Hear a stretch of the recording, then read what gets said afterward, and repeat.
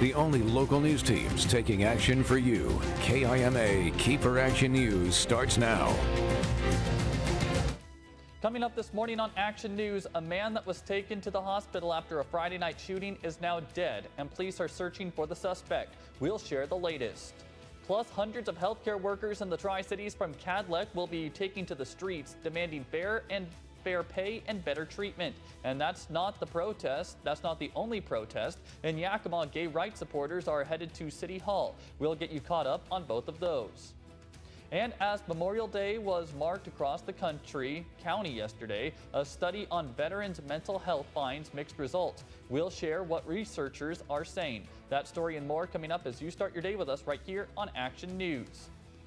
Good Tuesday morning, everybody. I'm meteorologist Jefferson Donovan once again in for Dave Furtado. He will be returning on Thursday. Let's take a look outside at the weather situation right now because there is a lot to get to. Last night at around 11 o'clock, 10 p.m. through your 11 o'clock hour, there were some thunderstorms that did pop up in parts of our forecast area. As we take a look outside at the Tri-Cities, you can see some of those dark clouds to the east. It is primarily along the Blue Mountains that we are going to continue to track a chance for showers and thunderstorms throughout this Tuesday. Right now, temperatures are sitting at 54 degrees in the Tri-Cities, a fairly mild morning, again with some of those clouds overhead and certainly clouds off to the east. Here's a look at the weather headlines today.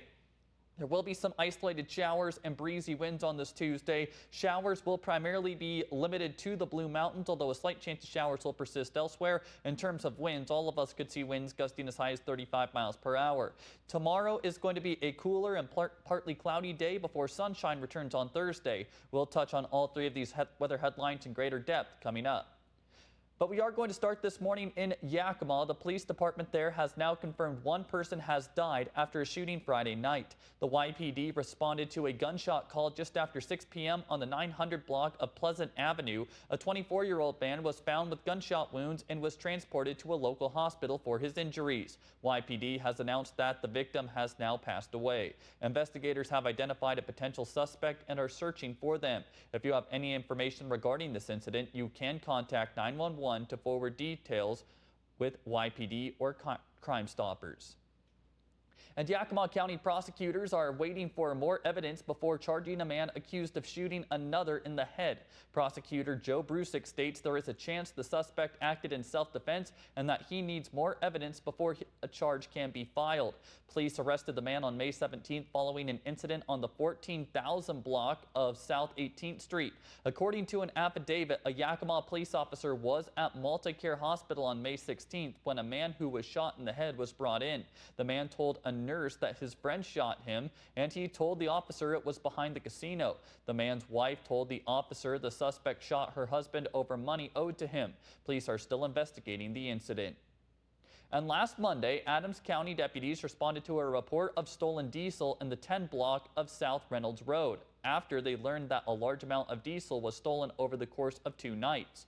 Deputies say their investigation led to the 200 block of East Juniper Street in Othello, where they found full totes of red diesel fuel. 33-year-old Anthony Lee of Othello was arrested for suspicion of theft in the 2nd degree and suspicion unlawful use of red dyed diesel.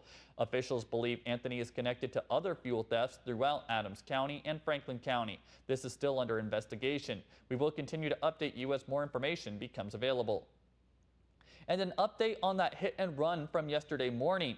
Washington State Patrol says that a Honda driver was traveling eastbound on Clearwater Avenue at State Route 395 with 2 other people in their car when they crashed into 60-year-old Clyde Brubaker of Pasco. Brubaker was wearing a seatbelt and driving a trailer. Police say he had no injuries. As for the passengers in the Honda, both 32-year-old Angelina Cullen and 51-year-old Michael Sparks were not wearing seatbelts and had to be taken to the hospital. Police say that the Honda driver fled the scene on foot. The cause of the crash is still under investigation.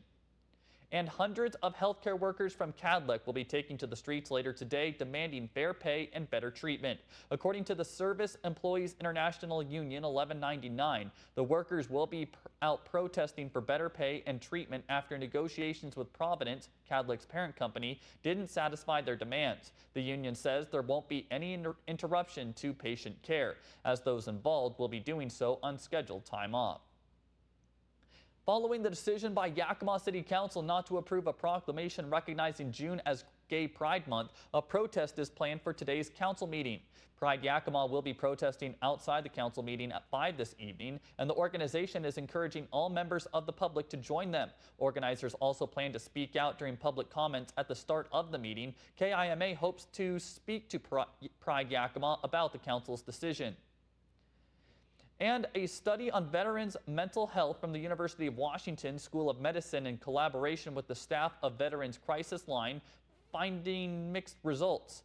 Mark Rieger, professor of psychiatry at the University of Washington School of Medicine and chief of psychology services at VA Puget Sound, tells us the study sent caring letters to over 100,000 crisis line callers in the hopes of reducing the number of veteran suicides. While the study showed no association between the letters and reduced suicides, however, the letters did result in more inpatient and outpatient mental health visits to the VA.